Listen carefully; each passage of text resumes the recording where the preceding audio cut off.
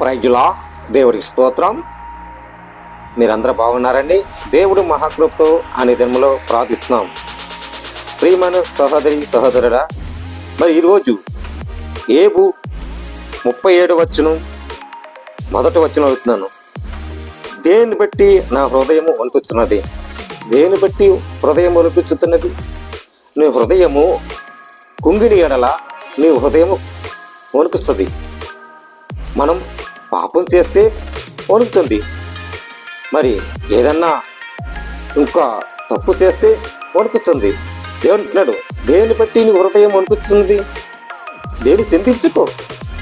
నేను సర్వశక్తి గల దేవుణ్ణి.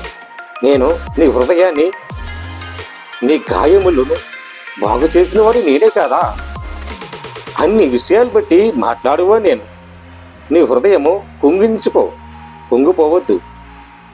నా మందిరం ఉంది, మనసారా ప్రార్థించు, నేను నిన్ను నీ మొర ఆలకిస్తాను. దేవుడు ఇదే కోరుకుంటున్నాడు. సహోదరి సహోదరుడా, ఈ విషయం మీరు గ్రహించి హృదయమును కుంగించుకోవద్దు. ఏంటంటే ఒక్క టైంలోను మనం హృదయము కుంగిపోతాం. ప్రేమ లేక, లేకపోతే అప్పు తీర్చలేక, లేకపోతే జీవితము గడపలేక హృదయము కుంగిపోస్తుంది. అలాంటి కుంగినప్పుడు, వణికినప్పుడు మనం ధైర్యంగా ఉండాలి. ధైర్యంగా ఉండు.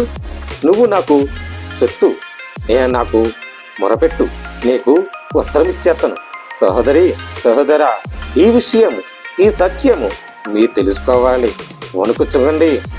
హృదయము నిన్ను బాగు చేసేవాడు, ధైర్యపరిచినవాడు నా తండ్రి Yesu. Thank you sister, thank you brother.